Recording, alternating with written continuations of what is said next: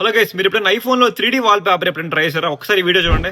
మీకు ఈ వీడియోలో ఎలా ఉందో తెలియదు కానీ నాకు లుక్ అండ్ ఫీల్ మాత్రం లైవ్లో సూపర్ ఉంది అసలు ఇది చాలా సింపుల్, జస్ట్ ఈ స్టెప్స్ అయితే ఫాలో అయిపోండి. సో ఫస్ట్లో ఏంటంటే మీకు లాక్ స్క్రీన్ మీద లాంగ్ ప్రెస్ చేస్తే కొత్తగా యాడ్ న్యూ ఫోటో వస్తుంది కదా. సో అందులో మీరు ఫోటోస్లోకి వెళ్ళిపోయి ఇప్పుడు ఈ ఫోటో చూస్ చేసుకోండి మంది. ఇప్పుడు మీరు ఇక్కడ డైరెక్ట్గా టెక్స్ట్ని డ్రాగ్ చేస్తే డైరెక్ట్గా 3D ఎఫెక్ట్ అయితే వెంటనే రాదు. సో మీకు కానీ ఇక్కడ కింద ఒక ఆప్షన్ చూసారా? సో దాన్ని మీరు ప్రెస్ చేస్తే ఏంటంటే ఆ వాల్ పేపర్ని 3D కింద కన్వర్ట్ అవుతుంది. ఇదిగో చూసారా?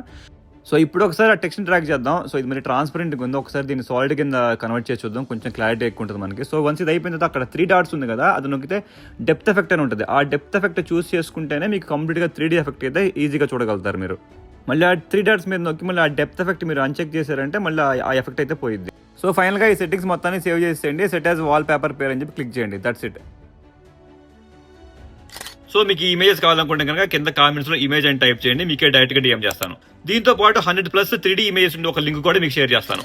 So I hope you like this video. So me iPhone friends అందరికీ ఖచ్చితంగా షేర్ చేయండి అండ్ మన ఛానల్ ఫాలో అవ్వడం అసలు మర్చిపోవద్దు. And I see in the next video.